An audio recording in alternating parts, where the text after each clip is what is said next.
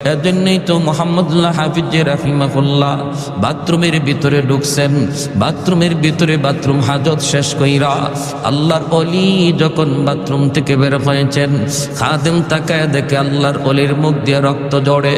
খাদেম জিজ্ঞেস করতেছে, আল্লাহর ওলি আপনার জবান দিয়া কেন রক্ত বের হইতেছি? মুহাম্মদুল্লাহ হাফিজ তখন হাত লাগায় দেখেন ঠিকই রক্ত বের হয়। ডাক দিয়ে বলেন, বাবারে রক্ত কেমনে আসতেছি? খাদেম কয়, হুজুর আমিও তো বলতেছি, আপনি কি বাথরুমের ভিতরে পড়ে গেলেন নাকি? এমনি মুহাম্মদুল্লাহ হাফিজ কয়, না রে বাবা, আমি পড়ে যাই নাই। বাথরুমের ভিতরে যাবার পরেও দেখি আমার জিহ্বা আল্লাহ আল্লাহ জিকির করে। আমি আমার জিহ্বারে বারবার বলতেছিলাম, জিহ্বারে এখানে আল্লাহ আল্লাহ জিকির করার জায়গা না, এটা নাপাক জায়গা, এটা বাথরুম, এখানে আল্লাহ আল্লাহ জিকির করা যায় না। জিহ্বারে আমি বুঝাইতে চেষ্টা করি, আমার জিহ্বা বুঝ মানে না। এরপরও জিহ্বা লাফায় লাফায় আল্লাহ আল্লাহ জিকির করে। এজন্য আমি দাঁত দিয়া জিহ্বারে কামড় দিয়া ধরছি, দাঁত দিয়া জিহ্বারে কামড় দিয়া ধরছি। জিহ্বা কেটে গেছে, রক্ত বের হয়েছে। কুতবুল আলম শাইখুল ইসলাম হুসাইন আহমদ মাদানী রহমতুল্লাহি আলাইহি ইন্তেকাল হয়ে গেল। ডাক্তার আনা হলো। ডাক্তার আইসা যখন চেক করে বডিটার মধ্যে রূহ আসেনি না নাই, পালসে হাত দেয়, দেখে পালস নাই, লোকটা মারা গেছে। কিন্তু যখনই মেশিন লাগায় ডাক্তার বুকে চেক আপ করে, বুকে যখন চেক আপ করে তখনই ডাক্তার লাফ দিয়ে উঠে। ডাক্তার চোখগুলো বড় বড় করে কয়, তোমরা বলতেছো লোকটা মারা গেছে, আমিও দেখতেছি উনি মারা গেছেন, কিন্তু আমার মেশিন বলে ইনি এখনো জীবিত। কেমনে কেমনে কয়, আমার মেশিনের মধ্যে তার কলব থেকে আল্লাহ আল্লাহ জিকির বের হইতেছে। এজন্যই বেলাল হাফসি বলে, ভাই আবু বকর আমি চেষ্টা করলেও পারি না, পারি না, পারি না, আমার আল্লাহর নাম আমি মুখ থেকে ছাড়তে পারি না।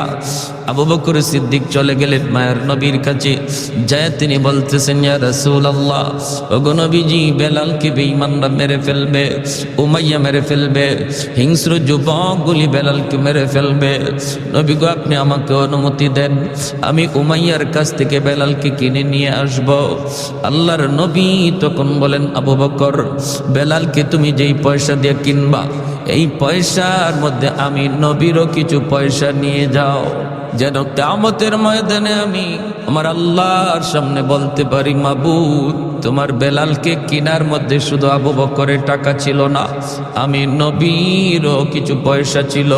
এরে আবু বকর, জানো না, জানো না আমার বেলালের দাম আমার আল্লাহর কাছে কি পরিমাণ। এত দামি হয়ে গেলেন বেলাল, এত দামি হয়ে গেলেন ঈমান আমলের কারণে। আর আবু জাহেলের ঈমান না থাকার কারণে দামি মানুষটা এত নিকৃষ্ট হয়ে গেল, আর কম দামি মানুষটা ঈমান আমলের কারণে এত দামি হয়ে গেল। আমার নবী মদিনার মসজিদের ইমাম, নবীর পিছনে ইকামত দেয় বেলাল হাবশি। আল্লাহু আকবার। মদিনার মায়ার নবী, দয়ার নবীর পার্সোনাল সেক্রেটারি হয়ে গেলেন বেলাল, মায়ার নবীর পিএস হয়ে গেলেন বেলাল। এমন পিএস হলেন, আমার নবীর সাথে যেই সাক্ষাৎ করতে হতো বেলালের পারমিশন লাগতো। এমনকি আবু বকর সিদ্দিক যদি নবীর সাথে দেখা করতে হতো তবু বেলালের পারমিশন লাগতো। হযরত ওমর ফারুক যদি আমার মায়ার নবীর সাথে একান্তে দেখা করতে হতো বেলালের পারমিশন লাগতো। আল্লাহু আকবার। আর একটু জোরে কন্না আল্লাহু আকবার। এত দামি, এত দামি আল্লাহ তারে বানায় দিচ্ছেন, এত দামি। মায়ার নবীর কাছে মানুষজন দেখা করতে আসে, বেলাল সবার মেহমানদারি করেন, মেহমানদারি করেন। কখনো কারো কাছ থেকে ধার নেন, কখনো কারো কাছ থেকে ঋণ এনে বেলাল ওই মেহমানদেরকে মেহমানদারি করতেন। এইভাবে মেহমানদারি করতে করতে একবার এক ইহুদির কাছে বেলালের অনেক টাকা, বেলাল ঋণী হয়ে গেলেন, বেলাল অনেক টাকা ঋণী হয়ে গেলেন। একদিন বেলাল মসজিদে নববীতে আজান দিবেন, সাথে সাথে ইহুদি কয়, বেলাল আজান পরে দাও, আগে আমার ঋণ তুমি পরিশোধ করো। বেলাল বলেন, রে ভাই একটু সুযোগ দাও। কই কোনো সুযোগ নাই, আজ রাতটাই সুযোগ আছে, তারা তাড়াতাড়ি করে তুমি আমার ঋণ পরিশোধ করো। বেলাল বলেন আজ রাতে তো পারবো না, আমাকে 3টা দিন সময় দাও। বেলাল 3 দিন সময় তার কাছ থেকে চাইয়া নিলেন, কিন্তু 3 দিনের ভিতরে তিনি ঋণ শোধ করবেন কেমন করে? আল্লাহর নবীর কাছে বেলাল যায় কান্দে, নবী গো, ইহুদি আমার কাছে অনেক ঋণ পায়, এই ঋণটা আমি আনছি আপনার মেহমানদারি করানোর জন্য। এখন তো সে আমাকে আজান দিতে দেয় না, আজানের আগে আমার রাস্তা আটকায় দেয়। আল্লাহর নবী রহমতের নবী বলেন বেলাল কেমন করে তোমাকে সাহায্য করব? আমি নবীর কাছেও তো এমন নাই তোমাকে সাহায্য করার মতো। বেলাল তখন বলেন নবী গো, তাহলে অনুমতি দেন, আমি মদিনার বাহিরে কোথাও চলে যাব, যাইয়া আমি কাজ করব, দিন মজুরির কাজ করব, যা পাই তাই কাজ করব, কাজকর্ম কইরা আমি তার ঋণটা পরিশোধ করার চেষ্টা করব। আল্লাহর নবী, মায়ার নবী, দয়ার নবী তিনি অনুমতি দিয়ে দিলেন। বেলাল রাতের বেলা তিনি কাপড় চোপড় গোছাইতেছেন, ফজরের পরেই বেলাল চলে যাবেন অন্য কোথাও, মদিনার বাহিরে তিনি কাজকর্ম করতে যাবেন। এইদিকে আমার মায়ার নবীর চোখেও ঘুম নাই। আমার মায়ার বেলাল আজ রাত পরই আমার কাছ থেকে চলে যাবি, বেলালেরও চোখে ঘুম নাই। আমার নবীকে কাল থেকে আমি আর দেখতে পাবো না। সারা রাত বেলালের চোখের পানি ঝরে, আর তিনি কান্দে। ওই অবস্থায় আমার ভাইরা বন্ধুরা, আল্লাহর নবীর কাছে ফজরের আগেই 40টা উট বুঝাই করা মাল আল্লাহর পক্ষ থেকে চলে এসেছে। আল্লাহর নবী রহমতের নবী এক সাহাবীকে বলেন, সাহাবী দ্রুত যাও, যায় বেলালকে খবর দাও, বেলালের ঋণ পরিশোধ করতেছেন আল্লাহ নিজে। আর একটু জোরে কন্যা সুবহানাল্লাহ। ফজরের আগে সাহাবী যায় বেলালের ঘরে আওয়াজ দিলেন, বেলাল তোমার ঋণ পরিশোধ করার জিম্মাদারি আল্লাহ নিজে নিয়ে আনিছে। মায়ার নবী তোমার মসজিদ নববীতে ডাকে রে বেলাল। বেলাল মসজিদে নববীতে দৌড়ে আইসে দেখেন 40টা উট বুঝাই করা মাল। মায়ার নবী, দয়ার নবী বলেন, বেলাল মদিনা থেকে তোমার চলে যাওয়াটা আমার আল্লাহ পছন্দ করে নাই, আমি নবীও মেনে নিতে পারি নাই। তোমার দিলের হালত আর আমি নবীর দিলের হালত আমার আল্লাহ দেখছেন। আল্লাহ পাক রব্বুল আলামিন তোমার ঋণের জিম্মাদারি নিয়ে নিছে। যাও, যতগুলি টাকা ওই ইহুদি পাইব, আরো যারা পাইব, ঋণগুলা পরিশোধ করো, বাকি মাল গরিবদের ভিতরে বন্টন করে দাও। এ ভাই, এজন্য বলতেছিলাম, দেখেন আল্লাহ পাক রব্বুল আলামিনের কাছে কত দামি হয়ে গেলেন কালো বেলাল। বংশের কোনো মর্যাদাই যার ছিল না, আর বংশীয় মানুষ ছিল আবু জাহেল, মাটির সাথে মিশে গেল, ঠিক কিনা? আবু জাহেল হিরো থেকে জিরো হয়ে গেল, বেলাল জিরো থেকে হিরো হয়ে গেল ঈমান আমলের কারণে। সাহাবায়ে কেরাম বলে, নবী গো, বেলালের আজানে একটু সমস্যা। কি সমস্যা? কই আশহাদু বলতে পারে না, জিহ্বার মধ্যে সমস্যা। কখন জিহ্বার সমস্যা তৈরি হয়েছে? উমাইয়া হযরত বেলাল রাদিয়াল্লাহু তাআলা আনহুর জিহ্বাটারে টান দিয়া বের কইরা এই জিহ্বার মধ্যে পেরেক ঢুকায়া দিছিল, জিহ্বার মধ্যে পেরেক ঢুকায়া দিছিল। যেই জিহ্বায় আল্লাহ আল্লাহ জিকির কয়, এই জিহ্বা আমি রাখবো না কয়ে পেরেক ঢুকায়া দিছিল। এজন্য হযরত বেলালের মুখে একটু সমস্যা হইত, আশহাদু বলতে পারতেন না, বলতেন আসহাদু, শিন উচ্চারণ করতে পারতেন না, শিনটা ভালো করে উচ্চারণ হতো না। সাহাবায়ে কেরাম কয়, ইয়া রাসূলুল্লাহ, ওগো নবীজি, ভালো করে একজন মুয়াজ্জিন নিযুক্ত করে ফেলেন। নবী সাহাবায়ে কেরামের পরামর্শ নিয়া অন্য একজন সাহাবীকে মুয়াজ্জিন নিযুক্ত করে দিলেন। এশার নামাজের পরই নবী বলেন, বেলাল ফজর থেকে আর আযান দেওয়া লাগবে না। এই কথা শুনতেই যেন বেলাল হাবশির মাথায় আসমান ভেঙে পড়ল। এশার নামাজ পড়ে সবাই যার যার ঘরে চলে যায়, কিন্তু মসজিদে নববী থেকে গেলেন না শুধু একজন, তিনি আর কেউ নন, তিনি হলেন বেলাল হাবশি। মসজিদ নববীর কোনায় খাম্বার কিনারায় বইসা বইসা চোখের পানি জড়ে আল্লাহর কাছে কান্দে আর কয়, মালিক, ও মালিক, তোমার হাবিব আমারে মুয়াজ্জিনের চাকরি থেকে বাতিল করে দিছি। ও মালিক, আমি তোমার হাইকোর্টে আমি আবেদন করলাম, আপিল করলাম হাইকোর্টে, নিম্ন আদালতে আমার চাকরি বাতিল। উচ্চ আদালতে আমি আপিল করলাম, মাওলা এই শিন উচ্চারণ করতে পারি না কেন? আল্লাহ তোমার নাম নেওয়ার কারণে আমার জিহ্বায় পেরেক মারছি, এজন্য আমি শিন উচ্চারণ নিতে পারি না। এটা তো আমার কোনো দোষ না। আল্লাহ হয় তুমি আমার জিহ্বা ভালো করে দাও, নতুবা আজান বদলায়া দাও। আল্লাহু আকবার। হয় মালিক আমার জিহ্বা তুমি ভালো করে দাও, নতুবা আমি যেভাবে বলি এইভাবে আজান বানায় দাও। আল্লাহু আকবার, আল্লাহু আকবার। কত বড় আবদার আল্লাহর দরবারে। আল্লাহ পাক রব্বুল আলামিন তার হাবিবকে জানিয়ে দিয়েছেন, বন্ধু আজানও বদলিবে না, আমার বেলালের জিহ্বা যেভাবে আছে এইভাবেই থাকবে, জিহ্বাও ভালো হবে না। আমি আল্লাহর নাম নেওয়ার কারণে জিহ্বা যে ক্ষত, এই ক্ষত আমি আল্লাহ বেলালের হাসরের মাঠে দেখতে চাই। হাসরের মাঠে বেলাল আমাকে ওই জিহ্বা দেখাবে, যেমন অবস্থায় আছে অবস্থায় থাকবে, আজানও বদলিবে না। ভাইয়েরা বন্ধুরা, ফজরের আজান দিলেন অন্য একজন মুয়াজ্জিন। আজান তো হয়ে গেল, নামাজের টাইম হয়ে গেল। আমার নবী মায়ের নবী তিনি বের হয়েছেন হুজরা থেকে নামাজ পড়াবেন মসজিদে নববীতে। সাহাবায়ে কেরাম সবাই অপেক্ষায়, মায়ের নবী হুজরা থেকে বের হয়েছেন নামাজ পড়াবেন, কিন্তু সূর্য তো ওঠে না, রাত তো পোহায় না। ফজরের নামাজটা পড়তে হয়, একটু রাত যখন শেষ হয়ে যায়, সুবহ সাদিকের পরে ফজর যখন শুরু হয়, একটু আকাশটা ফর্সা হওয়া শুরু করে, তখন সুন্নাম ফজরের নামাজ পড়া সুন্নাত। আমার নবী ওই সময়টার অপেক্ষা করেন, একটু আকাশটা ফর্সা হবে। কিন্তু না না, অন্যদিন যেই টাইমে আকাশ ফর্সা হয়ে যেত, আজ ওই টাইমে আকাশ ফর্সা হইতেছে না, অন্ধকার শুধু আরো বাড়তেছে, অন্ধকার শুধু বাড়তেছে। সাহাবায়ে কেরামের ভিতরে অস্থিরতা, আল্লাহর নবীর ভিতরে অস্থিরতা। কই সকাল তো হয় না, আকাশ তো ফর্সা হয় না। আল্লাহর কাছে নবী জানতে চাইলেন, মালিক ও মালিক, কিয়ামত কি তুমি গোটায় দিবা নাকি? আল্লাহ কিয়ামত কি হয়ে যাবে নাকি বুঝতেছি না গো আল্লাহ, নাকি আমরা কোনো আযাবের সম্মুখীন? আল্লাহ বলে, বন্ধু কি হয়েছে? কই মালিক কেন এখনো সকাল হয় না, ফর্সা হয় না? ফজরের নামাজ তো পড়ব, কিন্তু এত অন্ধকারে কেমন করে নামাজ পড়ি? আল্লাহ ফজরে আজান বুঝি হয়, এখনো বুঝি ফজরের টাইম হয় নাই, ফর্সা হয় নাই। জিব্রাইল আমিন দ্রুত নেমে এসে মায়ার নবীকে জানায় দিলেন, নবী গো কেমন করে সকাল হবে গো নবী? মদিনার মসজিদে ফজরের আজান তো এখনো হয় নাই। আল্লাহ নবী বলে, ভাই জিব্রাইল, অন্য দিনের চেয়ে আজান তো আরো সুন্দর আজান হয়েছে, শুদ্ধ করে আজান হয়েছে, শুদ্ধ করে আজান। জিব্রাইল আমিন কই, নবী গো জানি না, তবে অন্য দিনের আজান আমরা আসমানের ফেরেশতারাও শুনতে পাইতাম, শুধু আমরা না, আরশের মালিক আরশে বৈশা শুনতেন।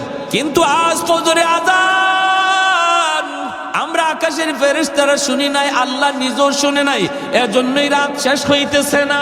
ওগো নবীজি, বেলাল আজান না দেওয়া পর্যন্ত রাত কিন্তু পোহাবে না। ভাইয়ার নবী দয়ার নবী কই, বেলাল আমার আল্লাহর কাছে এত দাবি হয়ে গেছে বেলাল, আমরা তো বুঝতে পারি নেই রে বেলাল, দ্রুত আজান দাও। বেলাল আজান দিলেন, রাত পোহালো, দিনের আভাস দেখা গেল। জোরে করুন সুবহানাল্লাহ। রমজান শরীফ, মায়ার নবী সেহরি খাইতেছেন। রমজানে সেহরি খাওয়া কি সুন্নত, ঠিক না? সেহরি খাওয়া সুন্নত। একটা খেজুর হইলেও একটা সেহরি খাবেন, সুন্নত আদায় হবে। তবে যদি কেউ সেহরি না খায় রোজা হবে না তা না। সেহরি যদি কেউ ঘুমের তালে খাইতে না পারে রোজা হবে। উনি যদি রোজা রাখতে চায় রোজা রাখতে হবে, রোজা রাখতে চায় না রোজা রাখতে হবে। সেহরি না খাইলেও রোজা রাখতে হবে, তবে সেহরি খাওয়াটা সুন্নত, বহুত বড় সুন্নত। এই সেহরির টাইমটা উম্মতে মুহাম্মদীর জন্য আল্লাহ পাক স্পেশাল একটা সুযোগ দিয়েছেন, যেটা আগের উম্মতের ছিল না, এমনকি ইসলামের শুরুতে ছিল না। মায়ার নবীর কাছে যখন রমজানের বিধান নাজিল হয়েছে, তখন রোজার সিস্টেম ছিল অন্যরকম। সিস্টেমটা কেমন ছিল? সিস্টেম ছিল সকাল থেকে নিয়ে সন্ধ্যা পর্যন্ত রোজা রাখবে, এরপরে ইফতার করার পরে যদি কেউ ঘুমায়া পড়ে তাহলে আর খাওয়ার সুযোগ নেই। ঘুম থেকে উঠা রাত যদি থাকেও রাতে আর খাওয়ার সুযোগ নেই। ঘুমায় গেলেই তার ঘুম থেকে রোজা শুরু। এখন রাত 12টার সময় সে ঘুমাক, রাত 12টা থেকে তার রোজা শুরু হয়ে গেছে। একদম পরের দিন সেই ইফতার পর্যন্ত, মাগরিব পর্যন্ত রোজা রাখতে হবে। এটা ছিল ইসলামের প্রথম জমানার রোজার বিধান। এতে করে নবীর একজন সাহাবী হযরত কায়েস রাদিয়াল্লাহু তাআলা আনহু, পবিত্র কোরআনের সূরাতুল বাকারার মধ্যে আল্লাহ পাক এই আয়াত নাজিল করেছেন নবীরই সাহাবীর ব্যাপারে। হযরত কায়েস রাদিয়াল্লাহু তাআলা আনহু ইনি একজন দিনমজুর ছিলেন, একজন কৃষক ছিলেন। সারা দিন জমিতে সে মরুভূমিতে কামকাজ করেন, রোজা রাখা কামকাজ করছেন। ইফতারের সময় আসছেন, আয়েশা তিনি বিবিরে বলতেছেন, বিবি গো সারাদিন কাম করছি, খুব ক্লান্ত, কিছু আছে ইফতারি কিছু আছে? ইনি বলে আমি আপনার কাছে আনতেছি, ইফতারি রেডি নাই, রেডি করে আনতেছি, আপনি একটু ধৈর্য ধরেন, একটু ধৈর্য ধরেন। কইতেই সারাদিনের ক্লান্ত মানুষ তো একটু খালি হেলান দিছেন, আর হেলান দিতেই ঘুম চলে আসছে। বলুন তো দেখি, ঘুমাইলে পরে আর খাওয়ার সুযোগ আছে? দাদা বুঝছেন, উনি ঘুমায় গেছেন, ক্লান্ত মানুষ তো। দেখবেন রিক্সাওয়ালা মানুষ রমজান মাসে রিক্সা চালায় চালায় হঠাৎ করে একটা গাছের নিচে যখন ক্লান্ত হইয়া মাথাটাকে হাতটারে বালিশ বানায় যখন খালি শোয়, নাক ডাকায় ঘুমাইতে শুরু করে, ঠিক না? ঘুমায় যায়। তো উনি ঘুমায় গেছে, বিবি সাহেব আসছে, আইসেই যখন দেখে বিবি স্বামী ঘুমায় গেছে, ইন্না লিল্লাহি ওয়া ইন্না ইলাইহি রাজিউন, তখন উনি ঘুম থেকে লাফ দিয়ে উঠছে। দুজন হাত পা সেইরা একদম অসহায় হয়ে দাঁড়ায় রয়েছে। বিবি সাহেব কাঁদতেছে, স্বামী গো এখন তুমি কেমনে রোজা রাখবা? রোজা তো রাখবাই, তো রোজা রাখতে গেলে এখন অবস্থাটা কি হবে? সারাদিন গেছে তুমি কিছু খাও নাই, এখন ইফতার করবা, একটু দেরি হইতে তুমি ঘুমায় গেলা, ঘুমাইছো তো এখন আর তোমার খাওয়ার সুযোগ নেই, এখন কেমনে কি করবা? এনে না খাইয়া এই রাত থেকেই রোজা রাখা শুরু হয়েছে। সারাদিন ক্ষুধার্ত তৃষ্ণার্ত, আবার সারা রাত গেল না খাওয়ায়। পরের দিনও রোজা শুরু হয়ে গেছে। পরের দিন রোজা শুরু হয়েছে, যখন দুপুর হয়ে গেছে তখনই উনি ওনার মাঠেই যেখানে কাজ করতেছে বেহুশ হয়ে পড়ে গেছেন। বিবি সাহেব আল্লাহর নবীর কাছে গিয়া বলতে, ইয়া রাসূলুল্লাহ আমার স্বামীর এই অবস্থা। আল্লাহর নবী, রহমতের নবী আল্লাহর কাছে আবদার করলেন, মালিক আমার উম্মতের জন্য বিধানটা কঠিন হয়ে গেছে, আল্লাহ একটু আসান করো। সাথে সাথে আল্লাহ পাক জিব্রাইল আমিন মারফতে কোরআনের আয়াত নাজিল করে ওই সাহাবীর দিকে লক্ষ্য করে আল্লাহ জানাই দিলেন, বন্ধু আজ থেকে তোমার উম্মতের বিধান আমি আসান করে দিলাম। ঘুমাইলে আর রোজা শুরু হয়ে যাবে এমন না, সারা রাত সেহরি পর্যন্ত সে খাইতে পারবে। এখন ঘুমাক আর উঠো, খাওয়ার টাইম সারা রাত। তাহলে নবীজির সাহাবীরাও উম্মতির জন্য রহমত, ঠিক না? একজন সাহাবীর কারণে আমরা রোজার বিধানটা আসান পাইছি, আর নাইলে কিন্তু আমাদেরও এইরকমই হইতো। ঘুমাই খালি একটু ঘুমাইবেন, শেষ, আর খাওয়ার সুযোগ নেই, রোজা শুরু হয়ে যেত। এই সাহাবীর ঘটনার পরে রোজার বিধানটারে আল্লাহ আমাদের জন্য সহজ করে বলেন, সকাল থেকে নিয়ে মাগরিব পর্যন্ত ইফতার পর্যন্ত তোমরা রোজা রাখবা, খাইবা না, পানি পান করবা না। আর ইফতারের পর থেকে নিয়ে সেহরি পর্যন্ত সারা রাত তোমরা যখন মন চায় যা খাও, তোমাদের জন্য সে সুযোগ করে দেওয়া হয়েছে। আল্লাহ নবী সেহরি খাইতে বসছেন, বেলাল হাবশি আজান দিবেন, ফজরে আজান। মুয়াজ্জিন সাহেবরা আজান দেওয়ার আগে ইমাম সাহেবের একটু খবর নেয়। তো বেলাল হাবশি রাদিয়াল্লাহু তাআলা আনহু তিনিও ফজরে আজান দিয়ে দিবেন, সেহরির টাইম শেষ হয়ে গেল। তিনি তো চিন্তা করতেছেন আমার নবী এখনো কি তিনি খানা খান নাকি খানা থেকে সেরে ফেলছেন, একটু যায় দেখে আসি। বেলাল চলে আসলেন আল্লাহর নবীর কামরায়, আইসা দেখেন মায়ার নবী এখনো খানা খাইতেছেন, আর নবীর সাথে আর একজন অপরিচিত মানুষ খানা খাইতেছে। আল্লাহর নবীকে খানা খাওয়া দেখেই বেলাল ডাক দিয়া বলতেছে, নবী গো সেহরির টাইম শেষ হয়ে গেছে গো নবী, আর খানা খাইয়েন না। আল্লাহর নবী দেখে বলতেছেন, বেলাল কি কইছ? বলে, নবী গো সেহরির টাইম শেষ। ঠিক আছে। বেলাল চলে গেছেন। বেলাল মনে মনে ভাবছেন তাহলে তো নবী এখন খানা শেষ করে ফেলবেন। বেলাল চলে গেছেন, চলে যাওয়ার পর একটু পরে আজান দিবেন, আসছেন কই দেখি গে নবী এখনো খানা খায়া শেষ করছেন নি। আয়া দেখেন নবী এখনো তিনি খানা খাইতেছেন। বেলাল ডাক দিয়া বলে, ইয়া রাসূলুল্লাহ সেহরির টাইম শেষ, খানা খায়েন না। নবী কয় ঠিক আছে। বেলাল আবার চলে গেলেন, যাইয়া একটু পরে আজান দেওয়ার আগেই ভাবতেছেন যে দেখি দেখি এখনো নবী খানা খায় শেষ করছেন নি। আয়েশা দেখেন মায়ার নবী এখনো খানা খাইতেছেন। এইবার হযরত বেলাল বলি, ইয়া রাসূলুল্লাহ খোদার কসম ওগো নবী সেহরির টাইম শেষ। যেই মাত্র বেলাল কয় খোদার কসম সেহরির টাইম শেষ, তখনই মায়ার নবী কয় কি তাড়াতাড়ি গোসল, সেহরির টাইম শেষ। বেলাল কসম খেয়ে ফেলছে, সেহরির টাইম শেষ। নবী যা ছিল সাথে সাথে হাত থেকে ফালাই দিছেন। দুজন অপরিচিত একজন মানুষ নবীর সাথে খানা খাইতে বসছেন। সেই অপরিচিত মানুষ আর কেউ নন, তিনি হলেন জিব্রাইল আমিন, ফেরেশতাদের সর্দার জিব্রাইল আমিন মায়ার নবীর সাথে সেহরি খাইতেছেন। ওই অবস্থায় দুজনে খানা বন্ধ করে দিলেন। এরপরে নবী ফজরের নামাজ পড়ালেন, নামাজ পড়ে নবী মিম্বরে বসলেন। বৈশী নবী ডাক দিলেন, বেলাল কাছে আসো। কাছে আইনা বলেন, বেলাল, প্রথমবার যখন তুমি বলছো নবী গো সেহরির টাইম শেষ, কিন্তু জিব্রাইল আমারে বলতেছেন নবী গো সেহরির টাইম আরো আছে, খান। সুবহানাল্লাহ কইতেন না? তুমি বলছো সেহরির টাইম শেষ, জিব্রাইল আমারে কয় না আছে টাইম, খান। দ্বিতীয়বার যখন তুমি বলছো সেহরির টাইম শেষ, তখনও জিব্রাইল বলেন না গো নবী আরো আছে, খান। তৃতীয়বার তুমি যখন বলছো সেহরির টাইম শেষ, তখনও টাইম ছিল, কিন্তু যখনই তুমি কসম করে ফেলছ, কসম খোদার সেহরির টাইম শেষ, তখন আল্লাহ পাক রব্বুল আলামিন কে জিব্রাইল, যদিও সেহরির টাইম শেষ ছিল, কিন্তু আমার বেলাল কসম খায় ফেলছে। আমার বেলালের দাম আমি আল্লাহর কাছে কি পরিমাণ জানো না? আমার বেলালের কসমের ইজ্জত রক্ষায় আমি আল্লাহ টাইম থাকলেও অফ করে দিলাম। আরেকটু জোরে কন্যা সুবহানাল্লাহ। ছিল টাইম, আরো ছিল, খাওয়ার সুযোগ ছিল, কিন্তু বেলালের কসমের ইজ্জত রক্ষায় আল্লাহ টাইমটারে অফ করে দিয়েছেন। জোরে কোন সুবহানাল্লাহ।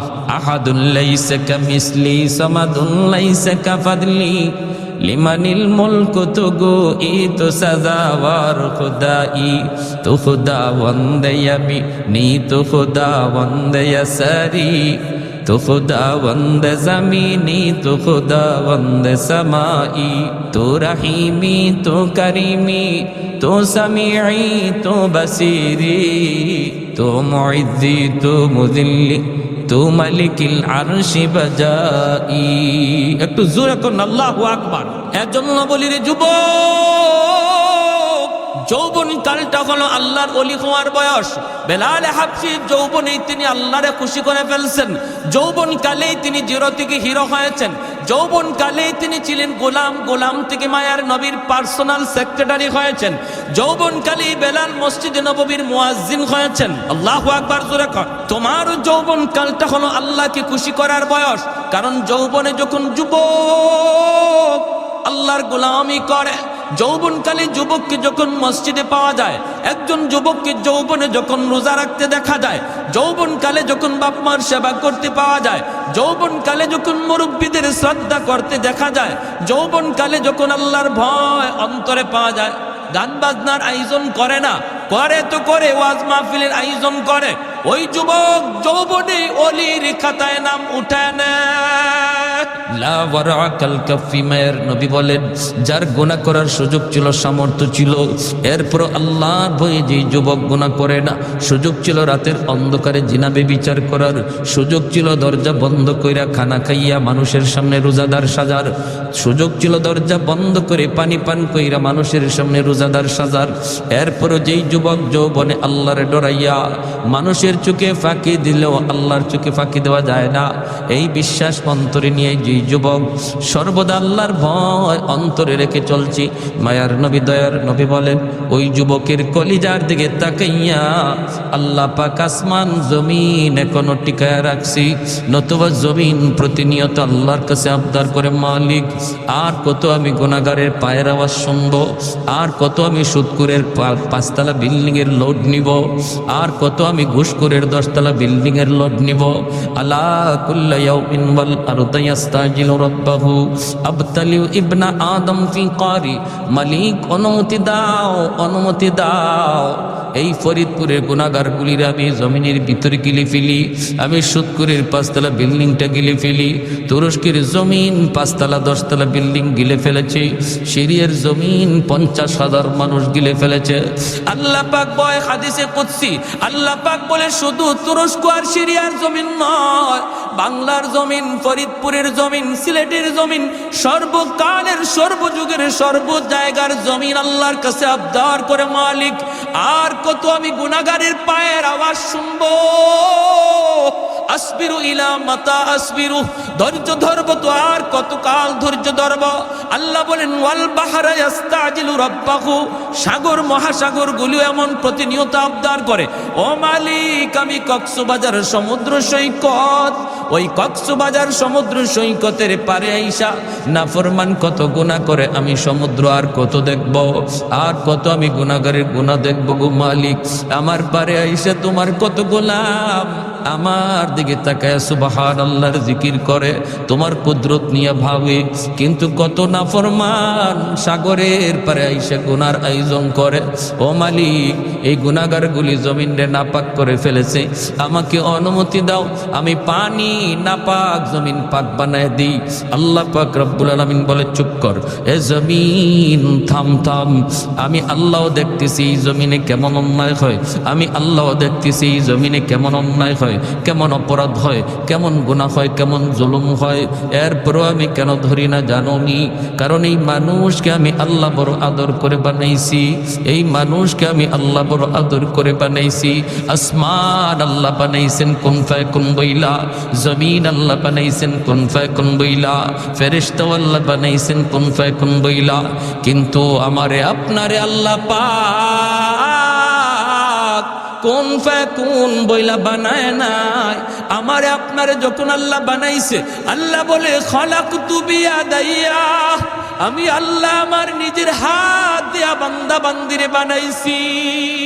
কারণ এই চেহারার মধ্যে এত দামি কপাল, এই কপাল দিয়া বান্দা আমার কুদরতি কদমে সেজদা দিবে। এই কপালটার এত দাম, এই কপাল ফেরেশতাদের হাতে বানাইলে হয় না, এই কপাল কোন ফায়াকুন বললো হয় না, আমি আল্লাহ নিজের হাতে বানাইছি। এই জমিনের মধ্যে এখনো এমন 4টা শ্রেণী আছে, লাউলা মাশাইখু রুক্কা ওয়াশ-শাবাবু খুশা ওয়াল আতফালু রুদ্দা ওয়াল আনআমু রুদ্দা।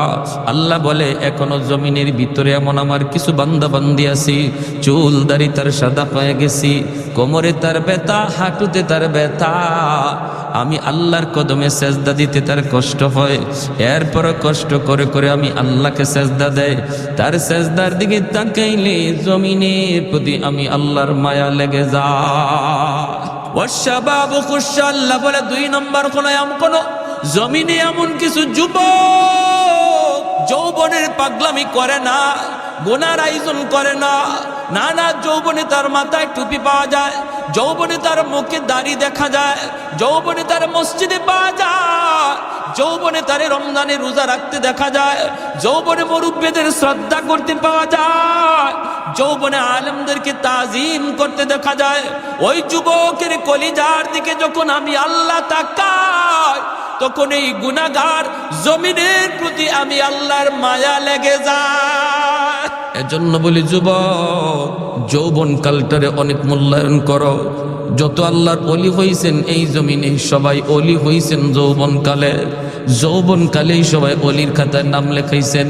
অতএব নিয়ত করো রমজানের রোজা একটাও ছাড়ব না, তারাবির নামাজ আমি ছাড়ব না, রমজানে আমার আল্লাহ নারাজ হয় এমন কোনো কাম করব না। যখনই তুমি এমন নিয়ত করবা, এমন নিয়ত করবা, সাথে সাথে আল্লাহ পাক রব্বুল আলামিন তোমার উপর খুশি হয়ে যাবে। আর মুরব্বীদের সাথে বেয়াদবি করবা না, কারণ সাদা দাড়ি সাদা চুল মুরব্বী আল্লাহর কাছে বড় দামি, বড় দামি। মুরব্বী বাবাজি যখন আল্লাহর কাছে হাত উঠায়, আল্লাহ বলে তখন আমার লজ্জা লাগে, লজ্জা। আলী রাদিয়াল্লাহু তাআলা আনহু একজন মুরব্বীর শ্রদ্ধা করছিলেন কেমনে? মসজিদে নববীতে নামাজের জন্য রওনা দিছেন, চিকন একটা গলি, এই গলির মধ্যে একজন মুরব্বী লাঠিতে বর দিয়া কোমরটা বাঁকা হয়ে গেছে মুরব্বীর। আস্তে আস্তে গলি পার হইতেছি, হযরত আলী মনে মনে ভাবেন, আমি যদি আমার মায়ার নবীকে নামাজের প্রথম রাকাতেই পাইতে হয়, তাহলে আমার একটু দ্রুত যাওয়া লাগবে, আর দ্রুত গেলে মুরব্বীকে একটু ধাক্কা দিতে হয়, চাচা আমার একটু সাইড দেন, একটু সাইড দেন, এইভাবে চাপ দিয়ে যাইতে হয়। হযরত আলী কয়, না, মুরব্বী হওয়ার কারণে আমার আল্লাহর কাছে বড় দামি, আল্লাহ যারে সম্মান দেয় আমিও তারে সম্মান দিব, লাগলে আমার 1 রাকাত নামাজ ছুটে যাবে। মায়ার নবী মসজিদের নববীতে নামাজে দাঁড়ায় গেছেন, আল্লাহর নবী রুকুতে চলে গেছেন, আলী তো ওই মুরব্বীর পিছনে পিছনে আস্তে আস্তে আসতেছেন। এই দিকে আমার মায়ার নবী রুকুতে গেলেন, রুকুতে যাওয়া মাত্রই রুকু থেকে মাথা উঠানোর আগেই আল্লাহ জিব্রাইলে আমিনকে পাঠিয়ে দিলেন। জিব্রাইলে আমিন এসে বলতেছে, ইয়া রাসূলুল্লাহ, ইয়া হাবিবাল্লাহ, ওগো নবী মাথা উঠায়েন না, গো নবী মাথা উঠায়েন না, রুকু থেকে মাথা উঠাবেন না, কারণ আপনার আলী এখনো রাস্তায় নামাজে শরীক হতে পারে নাই। আল্লাহ নবী অবাক হয়ে গেলেন, রুকুতে ঘটনা কি? আলী নামাজে শরীক হইতো পারছে না বিদায় নবীর রুকু আল্লাহ লম্বা করতে কয়। এইবার মায়ার নবী, দয়ার নবী, তিনি তো রুকু লম্বা করতেছেন, আর জিব্রাইল আমিন কয়, নবী গো, আমি যখন আপনাকে বলবো তখন মাথা উঠাবেন। নবী তো লম্বা রুকু শুরু করে দিলেন। সাহাবাই কেরামও পিছনে পিছনে তারা লম্বা রুকু করতেছেন, লম্বা রুকু করতেছেন। এইভাবেই রুকু চলছে চলছে, লম্বা রুকু। হঠাৎ করে জিব্রাইল আমিন ডাক দিয়ে কয়, মায়ের নবী গো, এইবার মাথা উঠান, আপনার আলী নামাজে শরীক হয়ে গেছে। একটু জোরে কোন সুবহানাল্লাহ। হায়দার তেরা নাম সে ইসলাম রখেগা, हैदार तेरा नाम से इस्लाम रखेगा, दुनिया की शजाअत में तेरा नाम रहेगा, दुनिया की शजाअत में तेरा नाम रहेगा, उस्मान तेरा नाम से इस्लाम रहेगा, दुनिया की सखावत में तेरा नाम रहेगा। আল্লাহ নবী রহমতের নবী নামাজ শেষ কইরা মিম্বরে বসে ডাক দিলেন, আলী এদিকে আসো। নবীজির মনের মধ্যে আলীর প্রতি একটু জিদ জন্মেছে। আলী কেন আজকে নামাজে আসতে দেরি করলো, আর আমার এবার রুকুতে এত লম্বা সময় কেন দিতে হলো? নবী ডাক দিয়া বলতেছেন, আলী রে, আজকে নামাজে আসতে কেন তুমি দেরি করলা? হযরত আলী কয়, কই গো নবী, বেশি দেরি তো হয় নাই, আমি তো আপনাকে রুকুতে পাইছি। রুকুতে পাইছো? কেমনে পাইছো, হুশ আছে? বলি, ইয়া রাসূলুল্লাহ, আমি তো আপনার রুকুতে পাইছি। নবী কয়, আলী, তোমার রুকু পাওয়ানোর জন্য আল্লাহ আমারে রুকুতে হ্যাং করে রাখছে। তোমার রুকু পাওয়ানোর জন্য আল্লাহ আমারে রুকুতে আটকায় রাখছে। জিব্রাইল আমিন আইসা আমার কানে কানে কয়, নবী গো, মাথা তুলবেন না, আলীরে রুকু পাইতে দেন। হযরত আলী রাদিয়াল্লাহু তাআলা আনহু অবাক হয়ে গেলেন, ইয়া রাসূলুল্লাহ, এত বড় ঘটনা ঘটছে, আমি নবী গো, আমি তো জানি না। আল্লাহ নবী বলে, জানতে হবে না, আগে বলো রাস্তায় কি হয়েছে একটু কও। এইবার হযরত আলী কয়, নবী গো, আমি তো নির্ধারিত সময় বের হয়েছি জামাত ধরার জন্য, কিন্তু চিকন গলিটার ভিতরে একজন মুরব্বী, এই মুরব্বী মানুষের সম্মান করতে যায় আমার একটু দেরি হয়ে গেছে। আল্লাহর নবীর চোখ থেকে দর দর করে পানি পড়ে। নবী কান্দে আর কয়, আলী রে, দেখ, সাদা দাড়ি সাদা চুল, দুর্বল মুরব্বী মানুষকে সম্মান করলে আল্লাহ কত সম্মান তোমার বাড়ায়া দিছে। যেই দুনিয়াতে মুরব্বীকে সম্মান করবে, আল্লাহ তারেও মুরব্বী বয়সে সম্মানী বানায়া দিবে।